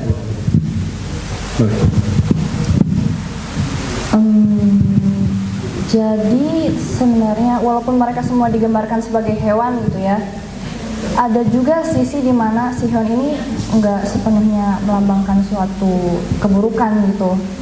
Cuman yang bisa saya tangkap, si keburukannya ini berbeda arti gitu, dalam artian si babi ini merupakan suatu simbol dari keburukan dari seorang pemimpin yang tidak menjalankan tugasnya dengan baik gitu. Cuman di satu sisi juga untuk hewan-hewan yang lain ini juga merupakan suatu simbol dari sebuah kemalasan ya, saya pikir, karena pada awalnya si babi-babi ini udah mau menyekolahkan hewan-hewan yang lain gitu, cuma mereka berpikir karena ya udah gue udah merdeka, ya udah ini waktunya gue buat malas-malasan, buat makan sepuas yang dia mau gitu. Dan bisa dibilang mungkin jika dikaitkan dengan buku yang Hafiz tuh supaya kayak manusia itu harus berubah menjadi manusia yang sebenarnya gitu, sebelum manusia itu harus berubah menjadi manusia yang sebenarnya karena dia awalnya hewan gitu. Jadi bisa dikatakan ya merupakan simbol yang buruk itu hewannya, karena masih saya temukan beberapa hal negatif gitu yang digambarkan, walaupun gak semuanya negatif, cuman ada. Apakah negatif? Baik, silakan Kak Zenda.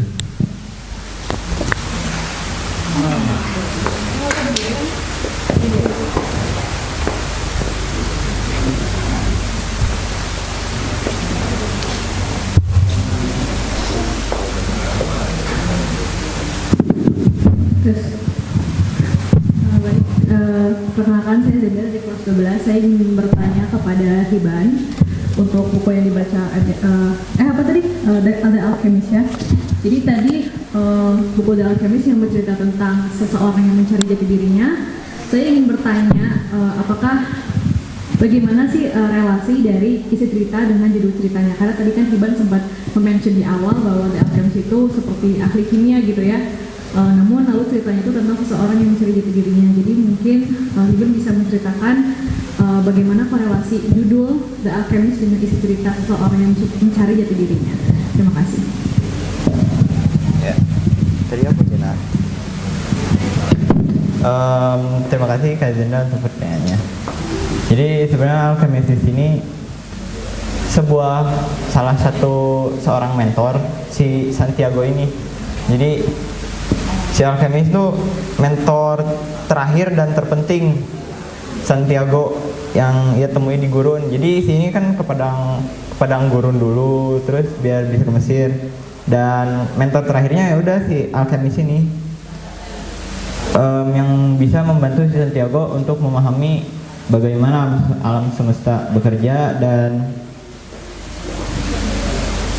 tanda-tanda alam semesta ikut membantu dalam pencarian jati diri si Santiago itu. Terus juga si Alchemist ini mengajarkan tentang konsep jiwa dunia dan cara menyelaraskan diri dengan alam. Ya.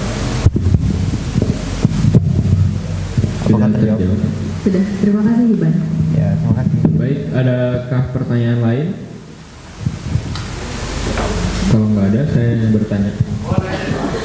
Beng-beng apa yang Untuk ketiga narasumber, 3 buku yang kalian bahas itu berbicara tentang perjalanan, kekuasaan, dan Hafiz moralitas ya. Nah, menurut kalian gimana sih pengalaman pribadi kalian itu bisa dikaitkan dengan buku yang kalian baca? Kalau misal Hiban tadi udah ngejawab ya, boleh ditambahin lagi. Dan kalau misal Hafiz, gimana kaitannya dengan kehidupan kamu sehari-hari? Dan untuk Kak Anggun, gimana kaitannya dengan Kak Anggun bernegara gitu? Ya, boleh dijawab dari Hafiz dulu.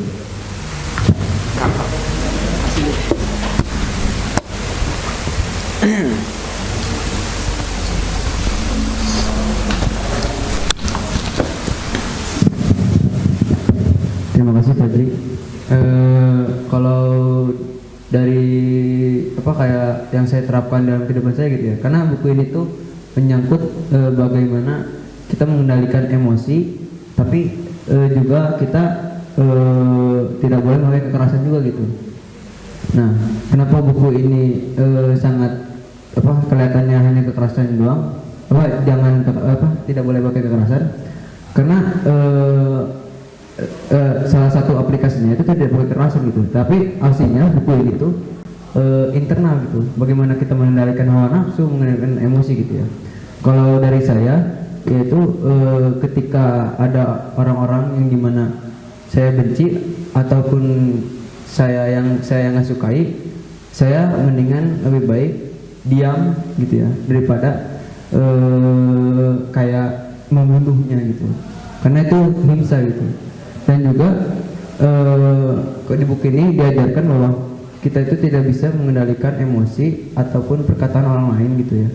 Jadi saya itu kalau misalnya ada orang ngejek saya ataupun itu, ya tidak apa-apa gitu, karena itu pandangan mereka gitu, bukan pandangan yang kalau saya misalnya kalau ada yang ngejek saya, nah itu tuh pandangan dia gitu.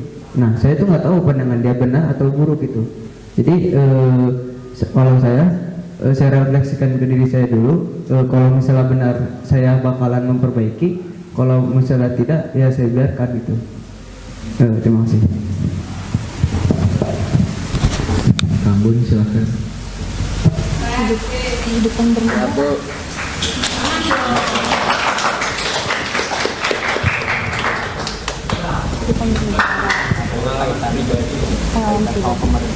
Sama pemerintahnya. Kalau untuk aku sendiri, kita bisa lihat ya, seperti yang aku ceritakan tadi, gak ada happy ending gitu di buku ini. Jadi kayak saya bertanya-tanya, kenapa si George Orwell ini gak membuat happy ending dan tidak memberikan kesimpulan juga apa yang harus kita lakukan gitu jika menghadapi pemerintahan yang seperti itu. Jadi mungkin jika dari saya sendiri, jika kita menemukan suatu kejanggalan pada suatu hal, mau itu di pemerintahan atau itu di sekolah ataupun pada diri kita sendiri, kita tuh harus belajar untuk menggali hal yang kita anggap masalah itu, supaya kita bisa menemukan solusi yang benar-benar kita harapkan. Jadi ketika kamu menemukan suatu hal yang salah, ada hal yang janggal, itu kamu gali, dan kemudian ketika kamu sudah menemukan solusinya, kamu ungkapkan gitu. Karena yang saya temukan di buku ini, sebenarnya si hewan-hewan yang kurang pintar ini menemukan adanya kejanggalan gitu di pemerintahan para babi. Cuma mereka tuh terlalu takut gitu kepada para babi untuk mengungkapkan apa yang mereka ingin ungkapkan gitu. Mungkin sebenarnya pada awalnya tuh saya ingin mengangkat aksi kamisan yang biasanya terjadi. Bagaimana para keluarga dari korban HAM ini selalu menyuarakan hal mereka di depan istana gitu. Mereka tidak mau diam dan terus mengangkat hal ini sampai ditemukannya solusi yang mereka harapkan gitu, sampai ketemunya kebenaran yang mereka cari gitu. Tapi sayangnya baru diberhentikan gitu ya kamisan kemarin karena 1 dan 2 alasan. Jadi mungkin di kedepannya saya berharap hal-hal seperti itu bisa lahir kembali dari generasi kita sekarang. Terima kasih.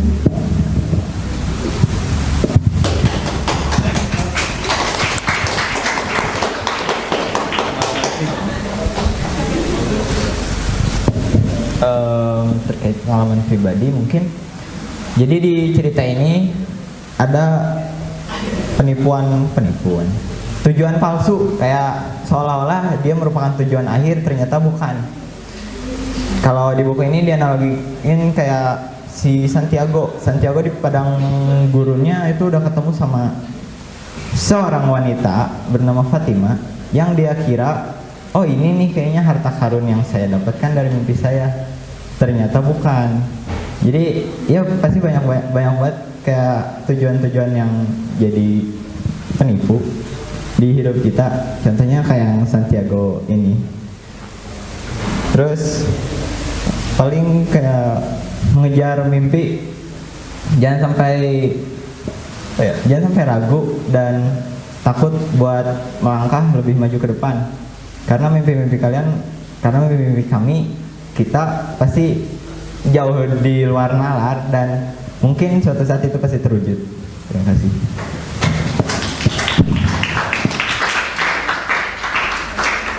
Ada yang mau bertanya lagi? Mungkin dari tertarik dengan itu Fauzi, boleh.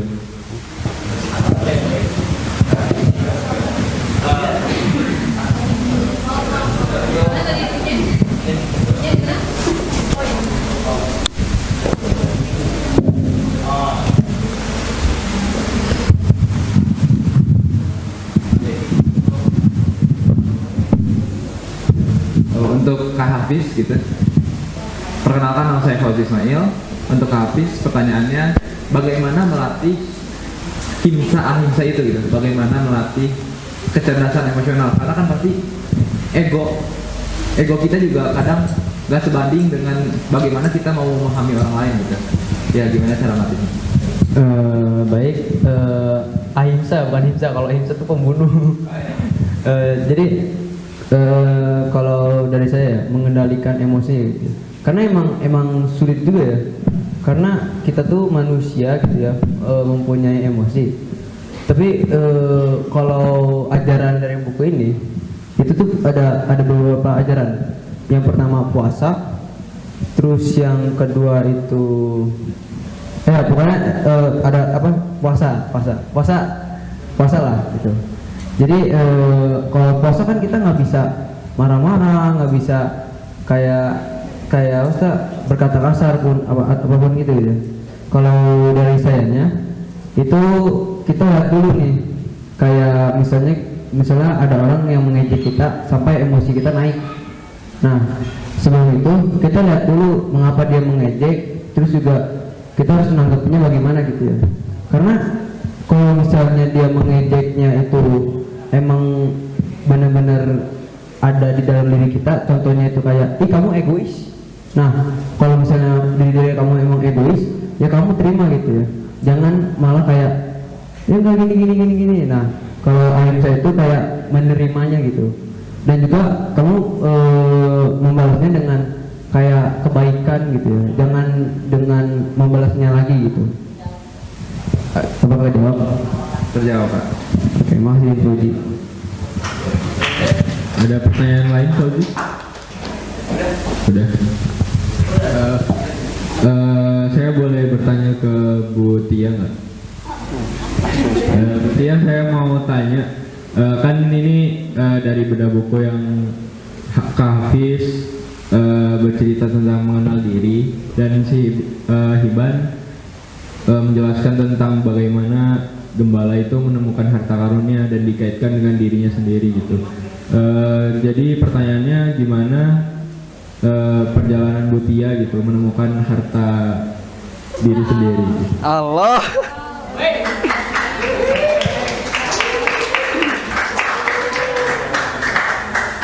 Terima kasih Faiz atas pertanyaannya. Sama Bu. Nanti kita jawab azan terdekat ya dari Alka. Silahkan merenung dulu sekarang.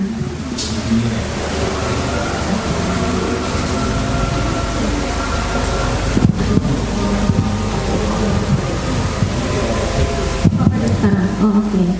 Baik. Kalau misalnya kalian tahu sekarang saya sebagai guru apa, itu sebenarnya nggak pernah terpikir ya. Saya akan menjadi guru.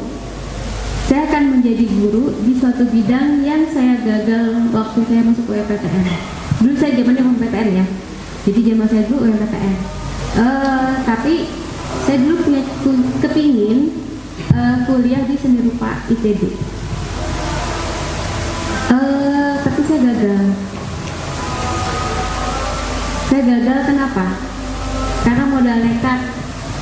Kalau zaman sekarang tuh kalian bisa banyak les ya. Dulu tuh nggak ada. Dan saya juga nggak paham.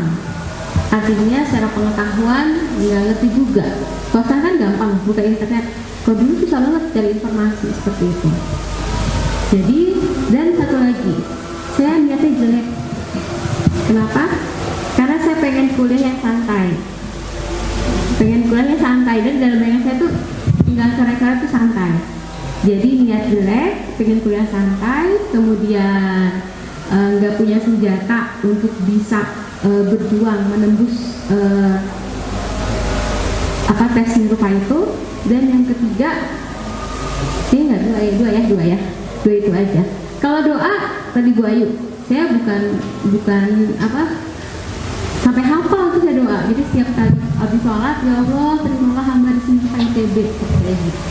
Itu sampai saya udah kuliah di psikologi masih berdoa hal yang sama. Aneh nggak? Aneh ya. Sampai saya sadar, ngapain juga doa kayak gitu? Itu karena doanya jadi rutinitas. Jadi berdoanya tak jadi rutinitas seperti itu. Nah, akhirnya saya terdampar di psikologi. Terdapat di psikologi itu karena ibu saya sebetulnya. Karena saya bingung mau kuliah di mana, saya nanya sama ibu saya, "Mah, dia kuliah di mana ya?" gitu. Ibu saya bilang gini, cocok jadi psikolog. Itu doang. Akhirnya udah psikologi. Nah, akhirnya saya pilih psikologi karena kalau kebetulan seni rupa itu di beda jurusan ya, tesnya beda. Kalau sekarang kan sama ya kalian ya. Kalau zaman saya itu beda. Jadi tes sendiri seni rupa, kemudian satu lagi PTN. Akhirnya ya udah saya jalani itu. Dan alhamdulillah saya bisa dipertemukan dengan sahabat-sahabat saya semua di sini dengan ibu guru gitu kan ya. Sampai akhirnya saya di sini. Dan kalau soal seni, saya suka seni. Dari kecil tuh saya udah bikin sesuatu dijual gitu ya. Jadi nggak ada yang kertas kosong tuh yang nggak bermanfaat buat saya. Karena bisa saya jual gitu sebenarnya. Jadi bikin apa itu udah pekerjaan saya dari dulu. Kemudian SMP itu saya jadi ketua seksi kesenian. Karena saya waktu itu juara lomba melukis desain batik di Museum Batik waktu dulu. Jadi karena saya jadi itu, makanya saya jadi ketua kesenian. SMA saya jadi ketua keterampilan siswa. Jadi kalau kita lihat kehidupan saya dari kecil sampai dengan saya dewasa itu penuh dengan art ya, dengan seni gitu. Walaupun itu bukan menjadi prioritas saya gitu.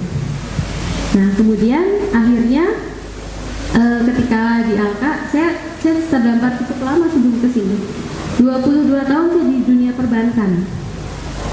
Mulai dari marketing, di HRD juga pernah, di operation juga pernah. Nah, saya itu mengalami hal yang paling bukan gue banget gitu kan ya, itu di operation.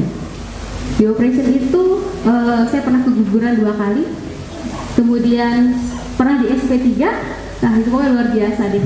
Jadi saya mengalami fase di mana kayak berada di kawah Chandra di Bunga itu waktu di perbankan. Tapi di situ juga membentuk saya gitu kan, sehingga saya jadi berani ngomong nih. Dulu saya nggak berani ngomong di depan kalian, di depan orang-orang ya. Kenapa saya pilih psikologinya psikologi klinis? Karena ngomongnya cuma individual, cuma duaan gitu. Kalau dengan orang banyak tuh saya nggak terlalu suka gitu. Nah di perbankan, apalagi di marketing, saya kan jualan ya. Jadi jangan heran kalau kelas 12, kita jualan ini gitu ya. Karena emang otak bisnis saya suka jalan gitu, kecil gitu. Nah, itu adalah proses ya, proses penemuan saya dari awal. Kemudian ketika saya resign dari perbankan, tiba-tiba saja sama Allah itu Al-Kausar dihadirkan. Jadi saya resign itu tanggal per 1 April 2019. Saya cuma bisa leha-leha 2 bulan karena bulan Juni sudah mulai masuk ya, sudah mulai ada sekolah Al-Kausar, SMP Al-Kausar kan. Jadi saya nggak bisa itu tuh, nggak bisa leha-leha. Tadi ya, saya kuliah pengennya leha-leha, nggak bisa leha-leha. Karena saya tahu kalau saya leha-leha tuh banyak banget waktu terbuang. Jadi Allah udah tahu bagaimana cara mentreatment seorang Nurul Fathia itu adalah dengan memberinya pekerjaan. Walaupun saya tuh pengennya istirahat gitu ya, tapi nggak bisa. Nah, kemudian itu proses. Kemudian saya ditawarin, mau jadi guru prakarya katanya. Wah, mau banget saya guru prakarya.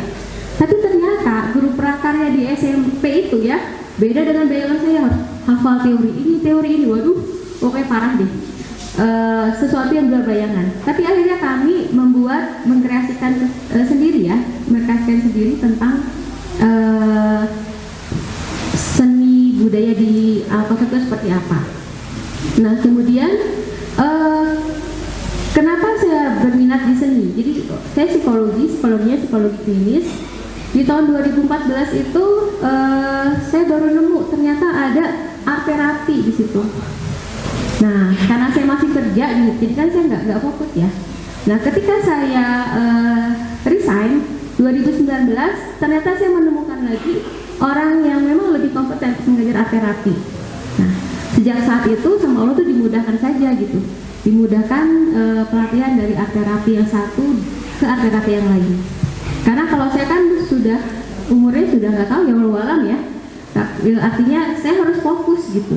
Gak bisa saya udah nyebar kemana-mana, harus fokus sama bidang yang memang saya sukai dan itu dimudahkan buat saya. Nah, karena pada waktu saya resign itu banyak sekali pelatihan art terapi. Kemudian pada waktu COVID itu surga banget buat saya. Karena apa? Karena di tahun 2020 kan saya udah lama yang vakum ya di psikologi. Nah, di situ tuh banyak banget seminar gratis. Pokoknya itu saya tiap hari, hampir tiap hari tuh ada seminar gratis saya ikutan gitu kan, ada art terapi saya ikutan. Artinya mulai menata diri untuk fokus pada bidang yang saya sukai. Ada relatif juga sama jurusan psikologi gitu kan, jurusan saya, dan itu yang paling mudah gitu. Jadi kalian juga harus lebih fokus gitu kan ya. Mungkin sekarang masih nggak apa-apa, masih banyak sebaran ya. Tapi kalau sudah semakin usia itu sudah semakin pendek, itu harus lebih fokus gitu kan, supaya kalian bisa menjalani dengan riang gitu. Jadi alhamdulillah setelah itu ya dimudahkan saja gitu kan, mengajarkan sesuatu. Kemudian tiba-tiba ada yang nawarin bisa ngasih pelatihan enggak gitu, atau tiba-tiba saya dikasih kerjaan sama anak saya karena kan dia punya startup ya tentang konseling online gitu kan, kemudian tentang terapi segala macam gitu kan.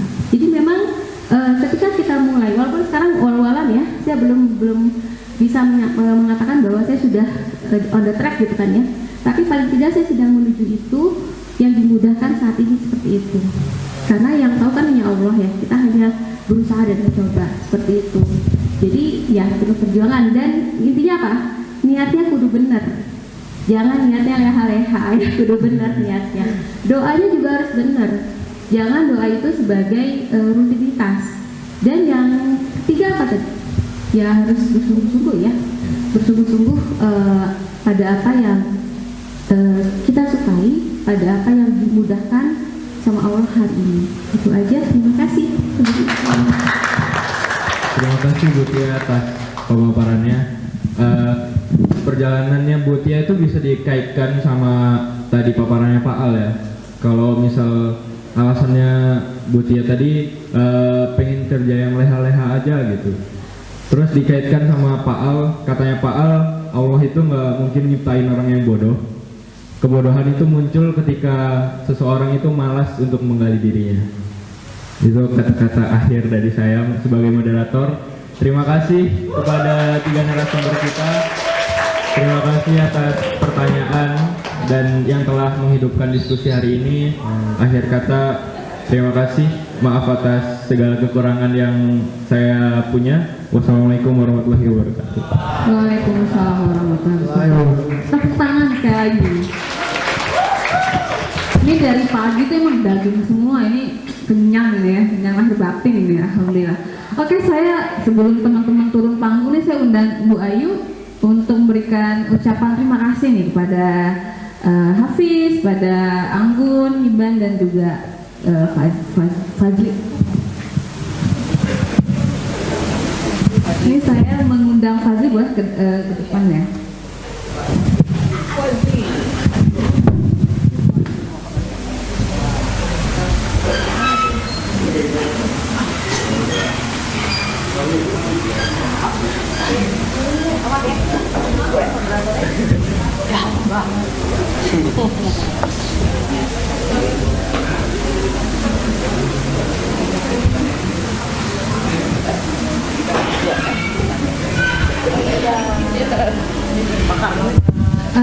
Fazli jangan turun dulu, Fazli.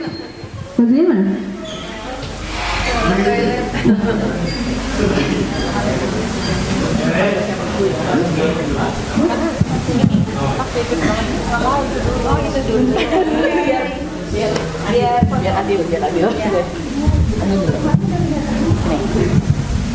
Oke, selanjutnya kepada Anggun.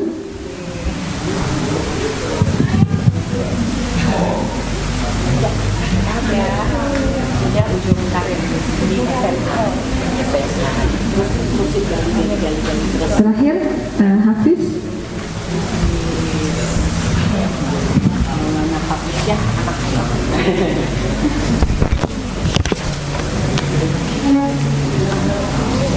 Oke, terima kasih.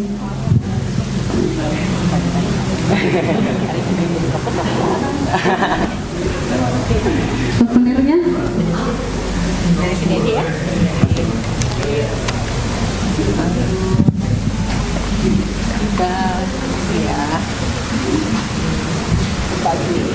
lagi tepuk tangan yang meriah dong buat teman-teman kita. Ya, kita foto dulu ya. Ini bawa sertifikatnya, Ke depan meja, ke depan meja, ya, di depan meja. Bisa nggak? Maju ke depan dikit.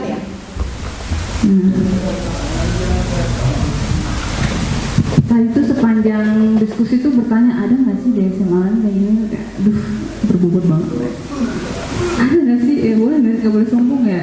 Tapi, aduh seneng banget gitu loh ngelihat diskusinya. Kalian tuh keren banget, beneran.